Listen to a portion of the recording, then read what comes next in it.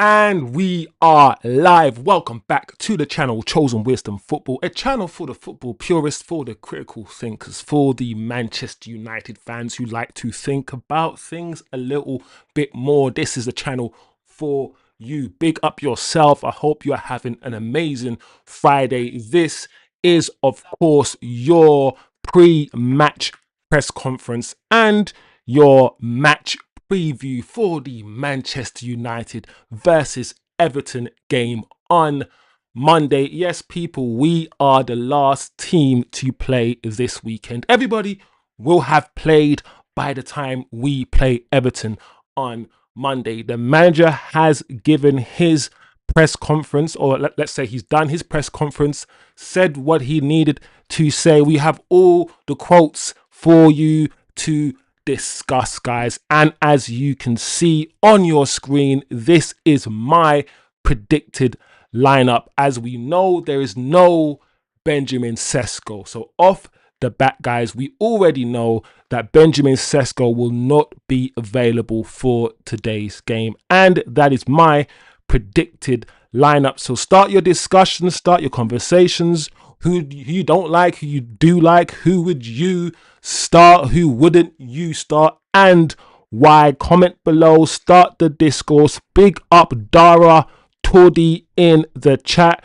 Big up yourself. I hope you're doing well. Let me know where you're from, where you're logging in from, watching from. Give me some information about you, my guy, assuming you are a guy. Of course.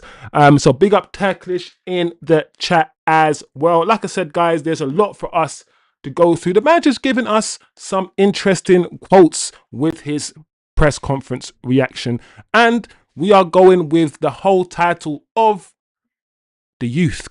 The youth. One of the quotes in his press conference is, are the under 21s, are the young lads going to step up when certain people go away for AFCON? Who is going to step up when Ahmad, Mbumo, Mazraoui are not present? So let's go through the quotes, people. I'm excited. It's been 2 weeks since we've seen our team play football. And the question I have, guys, is, has it been a peaceful 2 weeks for you? Not having Manchester United, because let's be honest, supporting Manchester United right now can be very tiring, very frustrating, consuming, stressful. And I'm not going to lie, not having to worry about whether we're playing and whether we're going to lose or win and all of these things, not having to think about that for 2 weeks has been a little bit refreshing. I'm not going to lie, that's stress that Man United can bring over you. It wasn't there for the 2 weeks because of international duty, but it's coming back. It's here, guys. And on Monday, I'm going to be hella nervous. So big up yourselves, people. Big up TK in the building. I'm buying a lottery ticket if Xerxes features. Buy me one as well, TK. Off the bat, before we get into it, I do not believe Xerxes will start. As I said, we saw the team that I predicted, and based on what the manager has done previously, I believe he will probably go with that fluid front three, or at least play Cunha up front and Mbumo and Mason Mount in the 10s. That is probably what I would believe he would pick. But I want to be surprised. I want to be surprised. So Amorim, please surprise me. All right, guys, big up yourselves. Big up yourselves. Let's find out what the manager has said in his press conference. So he was asked about Benjamin Sesko, and he was asked when is he going to be back, the state of the injury, and surprisingly, people, the injury is not even as bad as it seemed initially. We started from he'll be, injured away for maybe 3-4 months. Then it went to 1 month maximum, and now Amorim is saying that Sesko is going to stay away, or going to stay a few weeks out. I don't know how long, but it's not that serious. So now we've been told that it's not even going to be maybe a month. It's only going to be a few weeks. So that is really, really good news for us as Manchester United fans. It's not as serious as we thought it was going to be. And we expect him back around the same time as players leave for AFCON. So Brian Mbeumo, Ahmad, and the likes will leave for AFCON around the same time that Sesko returns. And that is, I don't know, that's timing. I don't know, that's fate. That's the sun and the stars and the moon all aligning. I don't know. But that's apparently what we believe will happen. So as you can see on the screen, that's what he said in his press conference. I think it's going to be the same time as others leave for AFCON.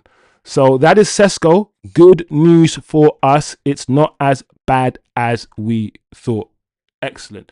Let's move on, guys. So that's a Sesko update. We will be without Sesko for at least the next 2-3 weeks. And this is the Harry Maguire situation. Essentially, Harry Maguire and Kobbie Mainoo are still doubtful. Still doubtful. He says that Harry Maguire is not ready and Kobbie Mainoo did not even train. But I think tomorrow we could see Kobbie in training, so we will see. If Kobbie Mainoo hasn't even been in training and Ruben Amorim says maybe tomorrow, i.e. Saturday, which I guess is the day we do a bit of light training, I can't see Kobbie Mainoo starting against Everton. Maybe not even on the bench. Potentially both Maguire and Kobbie Mainoo, in my opinion, won't even make the bench for Everton. You know, I mean, Harry Maguire is not ready. That is clear. But Kobbie Mainoo, I'm not even sure what the issue is with Kobbie. I know some of you guys in the chat have made your jokes about, Kobbie Mainoo getting injured while sitting on the bench and that sort of thing. But if I'm being realistic, unless you guys know what the actual issue is with Kobbie, I'm not sure what it is. Is it just a little knock? Is it a knee thing? I don't know. TK says, liking your bright popping outfit today with big up. But yeah. Oh, listen, bro, I don't even wear white. I don't wear white because I'm going out afterwards. Man is wearing white. Thanks a lot, guys. Trying to look good for the channel. Trying to step my game up, not looking like a scruff. So big up yourselves, people. Big up TK, my guy. 69 degrees. TK, get out of here, bro. TK, get out, man. Off the topic, but get Coyote from Brentford, I beg. Oh, I've seen him. Bro, Dara, is it me? Yeah, because I thought, yeah, after Brentford lost Wisa and after Brentford lost Mbeumo, bro, I'm thinking they're relegation fodder now. But I don't know. They just replaced them with other players from nowhere, and Brentford are playing well. There's something about that I'm a bit bitter about.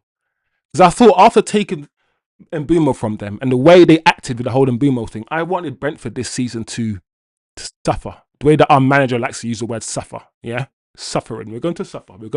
I wanted Brentford to suffer this season. But Brentford are doing all right. They are doing absolutely fine. Losing their top strikers. Losing the guy that gave them at least 20 GA. And they're doing fine. I don't want to... It's making me feel a little bit bitter. I'm not gonna lie, bro. So that's Maguire and Kobbie Mainoo, probably unlikely to feature in the game on Monday. So he was also asked about AFCON and when they're going to leave, and how he's going to essentially handle the situation when players leave for AFCON. And he's essentially said, yes, we could lose Mbeumo, Ahmad, and Mazraoui, and we probably will lose them 2 weeks before the start of AFCON. You have to go there and start training. You can't just leave the day that AFCON starts. That's stupid. So they'll leave 2 weeks before the start of AFCON, which is around December the 21st.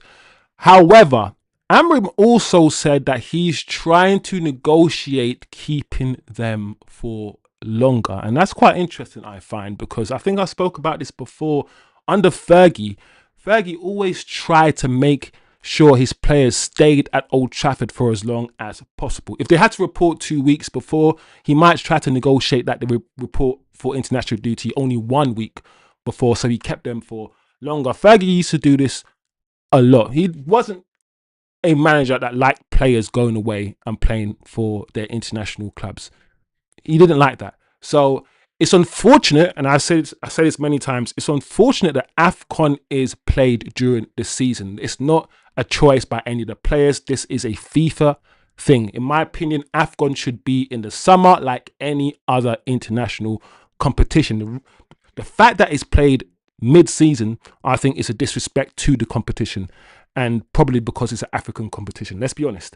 And so the reason why we pit ourselves against AFCON, like, oh no, AFCON is here. I hate AFCON because our players are going to AFCON. That should never be the thing, because AFCON should be in the summer. It should be. So it's just a shame for me personally that AFCON is in mid-season, because we have this, I guess, conflict of interest, this tussle between clubs, international teams, and the fan base, who may slightly resent AFCON a little bit because of the time or the timing. And that's it, nothing else. So we will lose these players, and we need to find a way of playing without them. The manager, as we know, needs to find a balance without these players, and how he will do it and who he will pick is going to be very interesting. So big up yourselves. That's the Mbeumo Ahmad situation. Let's move on. So this is quite interesting, guys. When he was asked about AFCON disrupting the squad, he kind of highlighted the academy. He didn't speak about the players that he currently has who are not playing. He spoke about the academy, and he said that the reason why we have an academy is for this very moment. I don't know. Let me know what you guys think about that. Do you know anyone in the academy that is ready for a step up? Have you seen anybody who could fill the shoes of Bryan Mbeumo and Ahmad on the right hand side from the academy? It's all well him saying that, the academy is for this very moment, but who? Who in the academy? I like that. I like the fact that when he was asked, how are you going to manage this? What's going to happen? He's like, listen, we're going to be all right. We're going to be cool. We got the academy. If I need to go to the academy, I will get some players from the academy and they will play. Chill out. So I do like the way he answered that question. The question was asked in a way like, oh my God, you're not going to survive. Panic, panic, panic. And our manager, Amorim, and you know me, I have my critiques of Amorim. He's not perfect. But I like the way he answered that question. Relax, people. We have an academy. Chill the F out. So that's that. AFCON. The question I have for the chat really is, how much do you think AFCON is going to affect United's season? Given how well Mbeumo is playing, and that he's our outlet now. He's our outlet. We use him a lot to relieve pressure, especially when we're defending. That route one to Bryan Mbeumo, or the route one to Sesko, and Sesko flick on header to Bryan Mbeumo. We do that a lot. The football that we're going to play without Bryan Mbeumo will have to change. It will have to change. And this manager will now be once again tasked to coach. At the moment, I see the players are bailing the manager out a lot of the times with their individual brilliance. And I assume that would happen because we now have better players. But what I want now is system. I want coaching. I want patterns of play, which we haven't really seen that much of. He was also asked, guys, about the next fixtures. And I think some of you guys in the chat, let me know if I'm wrong, we're predicting 5 wins out of 5 in the next fixtures and how easy it might be. There's no difficult teams in the next 10 games. And that is essentially what the reporter said to Amorim. She said, Amorim, there's none of the top 4 teams, none of the top 5 teams you will face or you're going to face in the next 10 games. You're not going to face any of them. So how likely is it you're going to get maximum points? How confident are you when it comes to playing in the next 10 games? And Amorim responded by saying, the table doesn't matter. Everything is tight. It's all irrelevant. All of it is irrelevant. And I like that because we know in this league, the team that's in 10th could beat the team that's first. We know this. The points difference between the team that's in third right now and the team that's seventh or eighth is not that much. Everything is tight. Everyone is beating everyone. There are no easy games in the Premier League. We know this, people. TK, Dara, we know this. We know this, people. So, good answer. Good answer. Listen, don't tell me about easy games and the table and all these things. It doesn't matter. Every game is a difficult game. Everyone can beat anyone. There's no easy run of games in this league. Not really, not this season anyway. Not with this team, not with the way that we are playing. So I like that answer. Very, very good answer. Let's see what else this manager has said in the press conference. He was also asked, guys, about Luke Shaw playing at left wing back. And I thought this was a very interesting question because we've seen Luke Shaw play left back and we've seen with our own eyes, I believe, let me know if I'm wrong, guys, that he doesn't have the stamina, doesn't have the pace, he doesn't have it in him to bomb up and down the pitch, not at left back. And I think the left centre back role has reinvigorated his career in a way because it's a halfway house, isn't it? It's not a left back. You don't have to bomb up and down. It's not a left wing back who, listen, to be a left and or right wing back, you have to patrol the side of the pitch. You have to bomb up and down all day long. It's grueling. It is grueling. And Luke Shaw at this stage in his career cannot do that job. He cannot do it. In my opinion, he might be able to do it at a basic level. He might be able to get by against a low team, but against a good team, you can't play Luke Shaw there. In my humble opinion, I think the left centre back role has suits him well. So it's quite interesting that he was asked whether Luke Shaw can play left wing back, especially with the fact that we've got essentially Dorgu and Dalot playing there. And of course, you can also argue that neither Dorgu or Dalot are good enough, but that's a conversation for another day. The Magic, he answered the question in a very diplomatic way, I believe. Yes, he can play there. Cool. Anyone can play anywhere. So yes, he can play there. But this is important. This is what he says. It is the load that the player does in that position which is different. He's essentially saying, and he goes on to say, of course, he can play there. He's a smart player and fit at the moment. But the most important thing in this quote for me, guys, is when he says it is the load that the player does in that position, which is different. Luke Shaw is a broken man. He's made of glass. He's Anthony Martial. He's probably worse than Anthony Martial in terms of how injury prone he is. We know this. So we don't even want Luke Shaw to be doing that left wing back because he will probably pull up and get injured. The load there, the pressure on your body, especially Luke Shaw, who's injury prone. No, we don't want him there. We don't want him there.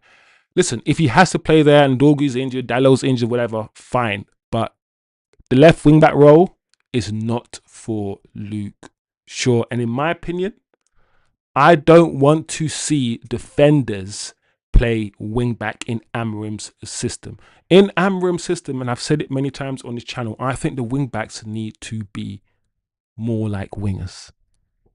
More like wingers.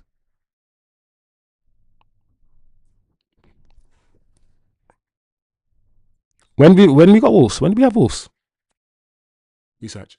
All right.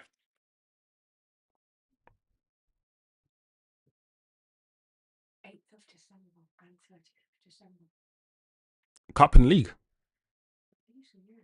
So we got Wolves 8th December and 30th.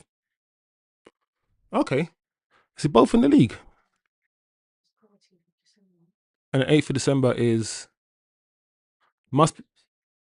All right. Let's see what else the manager said before we talk about the team. He's also asked about Martinez, and we're gonna get a lot of questions about Martinez the closer he gets to returning to Manchester United, to the first team. And we're going to get questions about him playing in midfield. And I think Martinez playing in midfield is absolutely nonsense.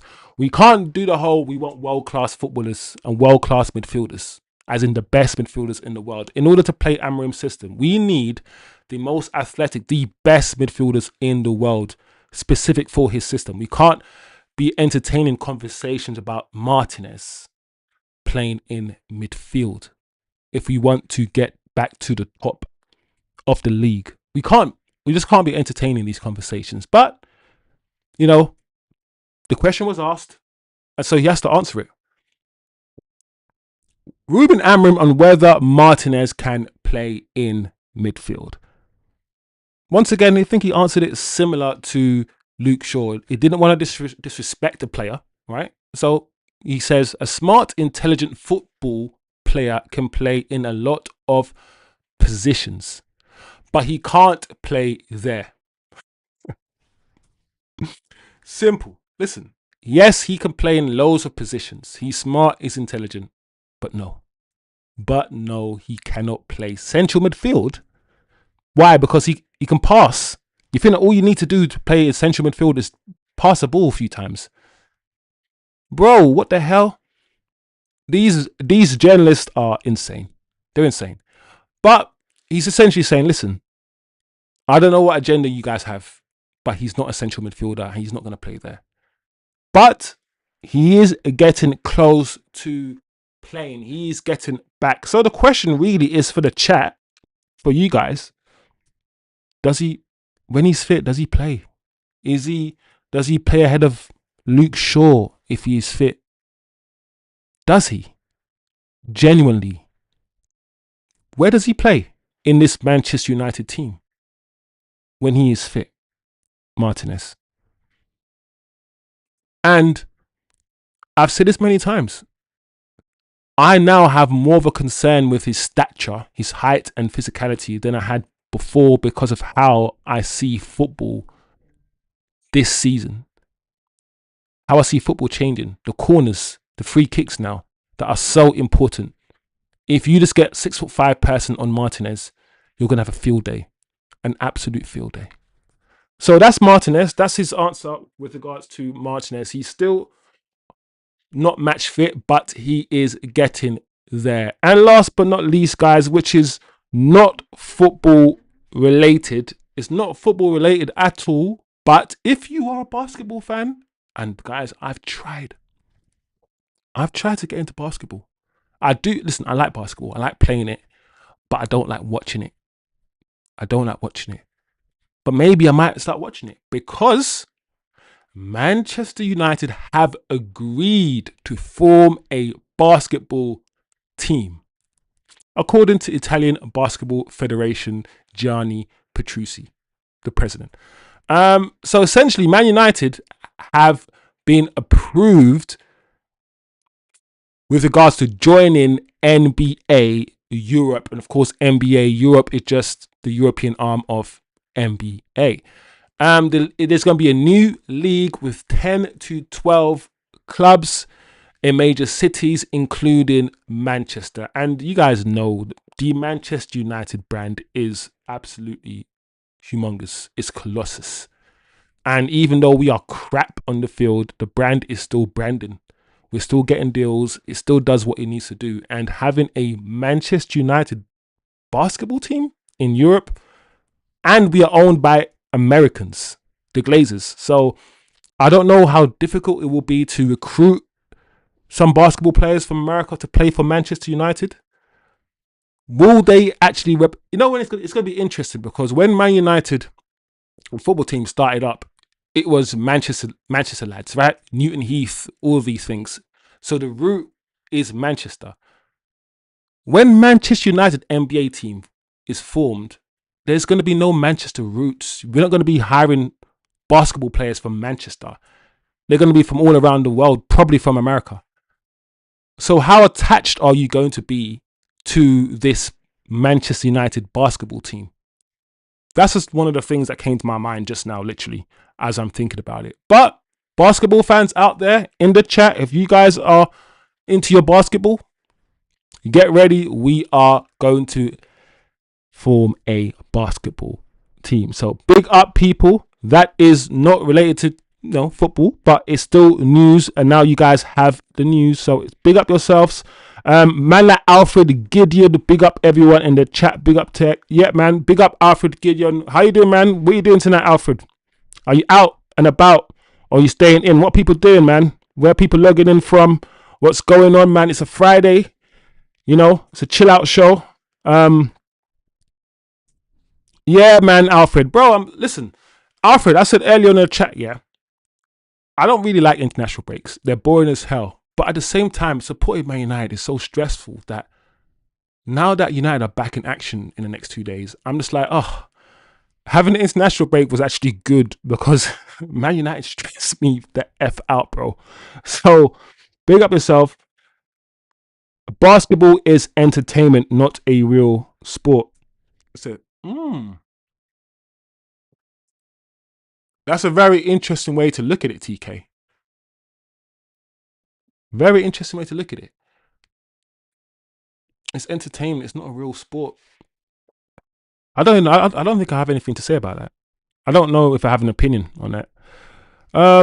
I predict. Big up Osman in the chat, people. I predict this NBA Europe thing is going to be an expensive flop.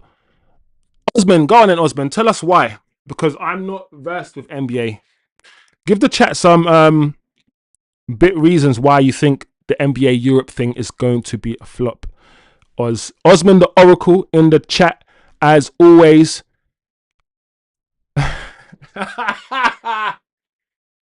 Big up TK in the chat. TK says the courts are pink and green now. Are they really? Why are the basketball courts pink and green? What the hell's going on? I don't know, guys. But as you can see, that is my predicted lineup. If the manager does something different and, for instance, plays Xerxes, me and TK are going to the bookies. Is that the deal, TK?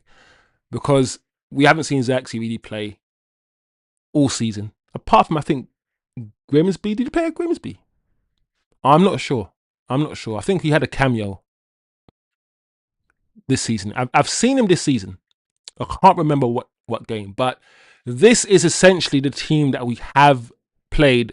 Maguire is not fit, so Maguire won't start. So we're going to go with the same back three: Euro, Delit, Shaw. Everton have been okay. I've watched Everton a few times and they've been good a few occasions, and then I've looked at them and they've been average. Kind of like us. We've looked okay sometimes. We've looked decent to good sometimes, and we've looked trash. We're still finding ourselves. And I feel like Everton are similar. They're similar. They've got some good players, so we need to be alert, I think, against Everton. I can't see the manager changing much. Bruno and Casemiro are essentially nailed on to start in the centre mid. Ahmad will definitely start on the right-hand side. Dalot, potentially Dalot. I would be surprised if I see Dorgu, but I want to see Dorgu. Personally, I want to see Dorgu, but I believe the manager will start Dalot. And because of we don't have Sesko, and I haven't seen the manager start Xerxes, I believe he will start that front three. Mount in the left, Mbumo on the right, and Cunha. We've seen this front three at least 3 times now this season. This is more his kind of second choice. His first choice would probably be Sesko, you'd think, right? And his first choice will be Sesko up front with Mbumo and Cunha, and I reckon his second choice will be this front three. I want to see Xerxes start with Cunha and Mbumo either side of him, but I don't think the manager will do that. Let me know what you guys will do. Let me know who you guys will play. We've also seen the manager do Mazraoui as a right wing back, which I don't like, guys. I do not like. And we've seen him do Ahmad, Mbumo, and Cunha. So I'm also reserving the right to be like, you know what? Yes, that's the front three. I reckon he will play, but he could, guys, do what we've also seen him do. He could do Mbumo on the left Ahmad in the right. We've seen him do it in the last game, and Cunha up front. So Mazraoui for Ahmad, or should I say Ahmad in Mount's position, and Mazraoui as right wing back, putting Ahmad in one of the front three spots. We've seen him do that as well. So he could also do that. I think those are the two possibilities, in my opinion, in my humble opinion. Like I said, guys, if you disagree, let me know who you would start instead. Get the conversation flowing. Alfred says,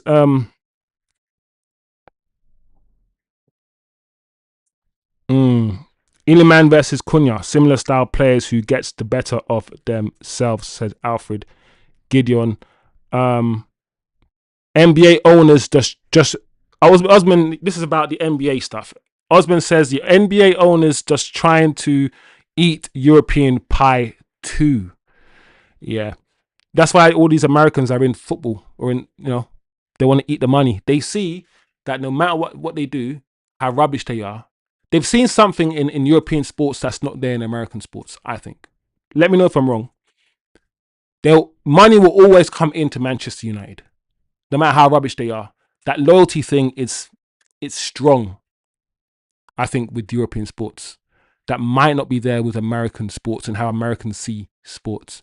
That's just me thinking out loud, or me looking at sports from the outside, because I'm not an expert when it comes to American sports. But Osman says Europe already has historic basketball teams with huge followings, and they don't spend NBA ticket price level on following the teams. Oh, Osman. They think by settling up NBA Europe, then Lithuanian, Greek, Serbian, Spanish basketball nuts will flock to them. They are wrong. It will backfire like the European Super League. There you go. They're trying to essentially get into something that's already has established stars, some established teams, and it's essentially they don't want what NBA Europe are going to provide. They don't want the same thing, and in fact, a lot of people will just watch the NBA anyway. So, yeah, I get it. I now understand a little bit more, Osman. It's good. I don't know. Well, they're gonna do it. They've been invited. It looks like it's gonna happen. So if it flops, Osman is providing us with reasons why it might do so. So there you go, people. There you go. That's the team, like I said. Let me know what you guys are thinking about that team.